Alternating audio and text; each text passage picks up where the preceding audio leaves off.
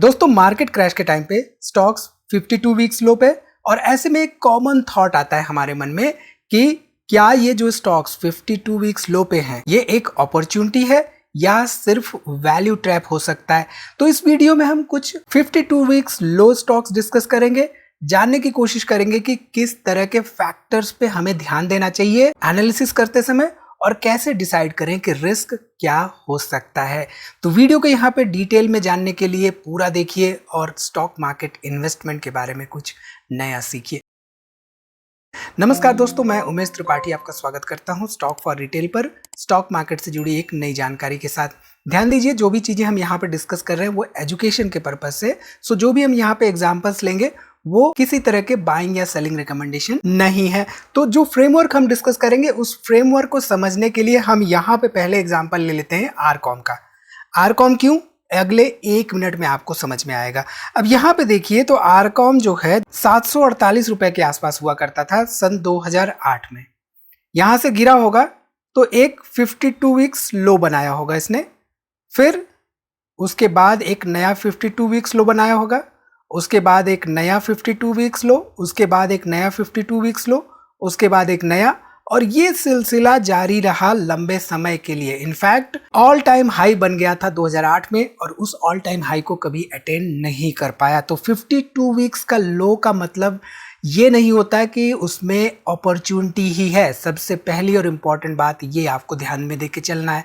अब यहाँ पे सवाल आता है कि किस तरह की कैटेगरी की कंपनियों में 52 वीक्स लो का मतलब अपॉर्चुनिटी हो सकता है। तो सिंपल सा कोई स्टॉक है, मान लीजिए इसको मैं यहाँ पे पीछे कर देता हूँ, जिसमें कि हायर हाइज हायर लोज बनता हुआ आ रहा है over a long period of time. ये नहीं कि 3-4 सालों से हायर हाइज हायर लोज बनता हुआ आ रहा है, उसके पहले से ऑल टाइम हाई ऑलरेडी उस पर्टिकुलर 4 साल के हायर हाई के ऊपर बना हुआ है। तो हमेशा इस बात का ध्यान देते हुए हमें कभी भी कंपनी की एनालिसिस करनी चाहिए। ठीक है, तो ये देखना बहुत इंपॉर्टेंट होता है कि टेम्पररी स्लो डाउन है, टेम्पररी गिरावट हो रही है या लंबे समय से गिरावट हो रही है।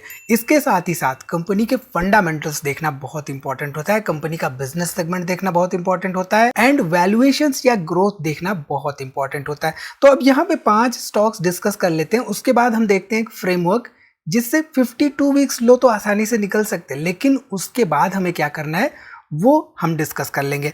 ठीक, अब यहाँ पे पर्टिकुलर जो कंपनी है ICICI prudential life insurance company. अब लाइफ इंश्योरेंस में क्या मैटर करता है, लाइफ इंश्योरेंस में इंश्योरेंस रिलेटेड जो फैक्टर्स होते हैं जिनकी कि हम एनालिसिस करते हैं, फंडामेंटल एनालिसिस करते समय वो इंपॉर्टेंट होता है। यहाँ पे आप देखिए तो सॉल्वेंसी रेशियो करीब करीब 212% के आसपास 2025 में था, एंड प्रॉफिट आफ्टर टैक्स करीब करीब 12 करोड़ रुपए के आसपास था। अगर हम लेटेस्ट डाटा पे ध्यान दें तो यहाँ पे आप देख सकते हैं 9 मंथली जो डाटा अवेलेबल है उसके हिसाब से 214% का सॉल्वेंसी रेशियो है, एंड यहाँ पे प्रॉफिट करीब करीब 10 करोड़ के आसपास देखने को मिल रहा है। सो जब भी कंपनी की एनालिसिस करते हैं तो कंपनी किस बिजनेस सेगमेंट में बिलोंग करती है, उस बिजनेस में कौन से फैक्टर्स इंपॉर्टेंट होते हैं, कौन से फंडामेंटल पैरामीटर्स इंपॉर्टेंट होते हैं, वो समझना और देखना हमारे लिए बहुत जरूरी होता है। ठीक है, इसके साथ ही साथ दूसरी कंपनी जो है विनाती ऑर्गेनिक्स। अब ये केमिकल सेक्टर की प्लेयर है। अब यहाँ पे आप ध्यान दीजिए तो इनकी कंपनी की वेबसाइट क्या कहती है, world's number 1 manufacturer of IBB and एटीबीएस।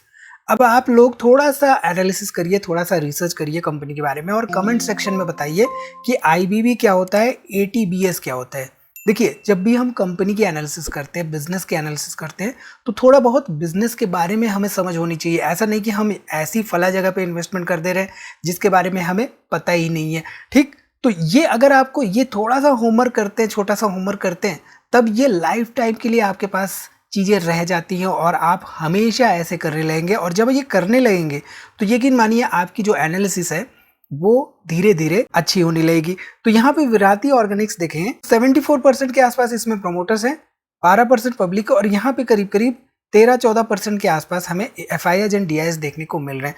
ICICI prudential life का अगर हम देख लें यहाँ पे शेयर होल्डिंग पैटर्न तो 73% के आसपास प्रोमोटर्स हैं, केवल और केवल 5% पब्लिक, और यहाँ पे करीब करीब 22% के आसपास हमें एफआईआईज एंड डीआईएस देखने को मिल रहे हैं। ठीक, तीसरी कंपनी यहाँ पे डिस्कस कर लीजिए। तो तीसरी कंपनी है वो है पिडिलाइट इंडस्ट्रीज लिमिटेड। अब पिडिलाइट इंडस्ट्रीज लिमिटेड के प्रोडक्ट्स क्या है, प्रोडक्ट सेगमेंट्स किस किस रेंजेज में आते हैं, ये सब समझ में हमें आना चाहिए। साथ ही साथ यहाँ पे अगर हम देखें तो इंटरनेशनल मार्केट में कहाँ कहाँ पे एक्सपेंशन कर रहे हैं वो आप यहाँ पे देख सकते हैं अपनी स्क्रीन पे। इसके साथ ही साथ अगर हम ध्यान दें इसके शेयर होल्डिंग पैटर्न पर तो 69% के आसपास प्रोमोटर्स हैं, केवल और केवल 10% पब्लिक, और यहाँ पे करीब करीब 21-22% के आसपास हमें FIIs एंड DIs देखने को मिल रहे हैं। ठीक, बढ़ते हैं चौथी कंपनी की तरफ। जो चौथी कंपनी है यह है गुजरात गैस लिमिटेड। अब गुजरात गैस लिमिटेड जो है भारत की नंबर 1 CGD कंपनी। अब CGD कंपनी क्या होती है, फुल फॉर्म नीचे बताइए कमेंट सेक्शन में। City gas distribution, right. अब यहाँ पे इनके फाइनेंशियल्स कैसे चल रहे हैं, साथ ही साथ इंफ्रास्ट्रक्चर क्या है, इनके पास ऑर्डर बुक क्या है, इनका जो आने वाले समय में कैपिटल एक्सपेंडिचर प्लान क्या है, इस पर्टिकुलर बिजनेस सेगमेंट में ये सब चीज़ें इंपॉर्टेंट हो जाती है, राइट। इसके साथ ही साथ अगर हम यहाँ पे ध्यान दें गुजरात गैस का शेयर होल्डिंग पैटर्न, तो यहाँ पे आप देख सकते हैं 61% के आसपास प्रोमोटर्स हैं, यहाँ पे करीब करीब 13% पब्लिक है, और यहाँ पे 18-19% के आसपास FIIs एंड DIs देखने को मिल रहा है। 7% के आसपास का गवर्नमेंट का भी इन्वेस्टमेंट इसमें देखने को मिल रहा है। ठीक है, पांचवी कंपनी यहाँ पे जो है हिंदुस्तान यूनिलीवर लिमिटेड। अब अगर ध्यान दीजिए तो year on year profitability growth यहाँ पे ना के बराबर है, करीब करीब 1% के आसपास देखने को मिल रहा है। इसके साथ ही साथ अगर हम शेयर होल्डिंग पैटर्न देखें हिंदुस्तान यूनिलीवर का, तो यहाँ पे आप देख सकते हैं करीब करीब 62% के आसपास प्रोमोटर्स हैं, 12% पब्लिक है, और यहाँ पे आपको करीब करीब 25-26% के आसपास FIIs एंड DIs देखने को मिल रहे हैं। अब आप ध्यान देंगे तो सभी कंपनियों में कुछ ना कुछ कॉमन दिख रहा है। वो कॉमन क्या दिख रहा है वो जब आगे हम आपको स्क्रीनर का फ्रेमवर्क डिस्कस करेंगे तब समझ में आएगा। ठीक है, सो अब यहाँ पे सवाल वही फिर से आता है कि 52 वीक्स लो अगर हम देख रहे हैं तो किन बातों का ध्यान रखना चाहिए। तो वीडियो में की शुरुआत में हमने आरकॉम का एग्जाम्पल लिया था और हमने ये बताया था कि हमें देखना चाहिए कि 52 वीक्स लो जो जिस कंपनी में दिख रहा है उसका हिस्टोरिकल चार्ट पैटर्न क्या कह रहा है। Chart pattern in the sense कि ऑल टाइम हाई से कहीं वो 52 वीक्स लो कई बार तो नहीं बना रही है, यानी कि 52 वीक्स लो पे तो है लेकिन वो एक साल बाद फिर से नए 52 वीक्स लो पे तो नहीं पहुंच जाएगी। तो इस इंपॉर्टेंट बात का हमें ध्यान रखना है। एंड केवल और केवल प्राइस नहीं देखना है, कंपनी का बिजनेस भी देखना है, कंपनी के फंडामेंटल्स भी देखने हैं, और साथ ही साथ शेयर होल्डर पैटर्न जरूर से जरूर देखना है। एंड मोस्ट इंपॉर्टेंटली हमें ये आइडेंटिफाई करना है कि जो इशू है जिसकी वजह से शेयर में प्राइस में गिरावट हो रही है वो टेम्पररी है या लॉन्ग लास्टिंग इशू तो नहीं है। ठीक है, तो यहाँ पे स्क्रीनर पे जस्ट आप टाइप करेंगे up from 52 week low less than 1। अब लेस देन 1 मैंने क्यों किया है, क्योंकि मान लीजिए जो कल ही 52 वीक्स लो पे आई हैं या जो आज 52 वीक्स लो पे हैं वो स्टॉक्स भी यहाँ पे निकल के आ जाएंगे। ठीक है, अब कितने स्टॉक्स आ रहे हैं, कौन से आ रहे हैं वो आप देख सकते हैं। स्क्रीन पर जाएंगे, इसको रन करेंगे तो आप देख सकते हैं। यहाँ पे बताने का कोई मतलब नहीं निकलता, लेकिन जो मैं आपको बताना चाहता हूँ वो ये है। अब यहाँ पे अप फ्रॉम 52 वीक्स लो 1 कर दिया, लेस देन 1 कर दिया, तो 100-150 कंपनियों से ज़्यादा निकल के आ जाएंगी। लेकिन क्या फंडामेंटली साउंड है, क्या फंडामेंटली स्ट्रांग है, पास्ट ट्रैक रिकॉर्ड क्या उनका स्ट्रांग रहा है या नहीं, ये समझना इंपॉर्टेंट होता है। तो उसके लिए डेट टू इक्विटी 1 से कम, FII होल्डिंग DI होल्डिंग 3 या उससे ज़्यादा, एंड प्रमोटर शेयर होल्डिंग 40% से ज़्यादा। प्रमोटर शेयर होल्डिंग 40% से ज़्यादा का मतलब कि प्रमोटर को तो ट्रस्ट होना चाहिए ना, ये नहीं कि भाई कंपनी 52 वीक्स लो पे है और प्रमोटर उसमें ना के बराबर है, नहीं है, जीरो है, या प्रमोटर्स निकल रहे हैं पिछले 2-3 क्वार्टर से। तो ऐसी स्थिति वहाँ पे नहीं होनी चाहिए। तो यहाँ पे इसको समझाने के लिए मैं एक क्रिकेटिंग वर्ल्ड से सिंपल सा एग्जांपल लेता हूँ ताकि आपको समझ में आ जाएगा, क्योंकि आजकल IPL भी चल रहा है और इससे आप कोरिलेट कर सकते हैं। तो मान लीजिए आपकी टीम में एक सर्टेन प्लेयर है और उस प्लेयर का फॉर्म टेम्पोरली ख़राब हो चुका है, लेकिन अगर आप उसका स्टैटिस्टिक्स देखते हैं, उसका ट्रैक रिकॉर्ड देखते हैं तो वो आपको शानदार दिख रहा है। यानी कि पिछले 3-4 सालों में वो कहाँ पे 40वें रैंक पे थे, अभी वो पिछले साल दूसरे नंबर पे आ गए थे बैटिंग के रैंकिंग में, और हर तीसरे-चौथे मैच में वो सेंचुरी निकाल के दे रहे थे।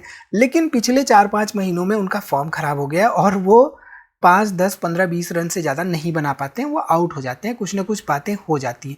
अब ऐसे में अगर इस प्लेयर को मुझे टीम में लेना है तो क्या मैं लूँगा? ऑब्वियसली लूँगा, क्योंकि मुझे पता है कि फॉर्म अभी टेम्पररी ख़राब है लेकिन उनकी क्लास परमानेंट है। क्लास हमने कैसे देखा, हमने उनके फंडामेंटल्स से देखा। तो इसलिए जस्ट बिकॉज कि कोई कंपनी का स्टॉक प्राइस 52 वीक्स लो पे है डज नॉट मीन कि वहाँ पे अपॉर्चुनिटी है। रिस्क्स हमेशा हमें कैलकुलेट करके चलने चाहिए। सो प्राइस नहीं, फंडामेंटल्स एंड बिजनेस अंडरस्टैंडिंग हमारे लिए इंपॉर्टेंट होती है। सो आई थिंक यहाँ से उम्मीद है कि वीडियो आपको पसंद आई होगी और यहाँ पे जो जानकारी हमने दी है वो आपके काम की होगी। वीडियो को लाइक करिए, कोई भी सवाल हो आपका कमेंट जरूर करिए और वीडियो को दोस्तों में शेयर करना ना भूलिए। इसी तरह की आप वीडियो चाहते हैं तो कमेंट सेक्शन में यस जरूर से जरूर टाइप करिए। मिलते हैं अगली वीडियो में एक नई जानकारी के साथ, तब तक आप अपना बहुत ख्याल रखिए।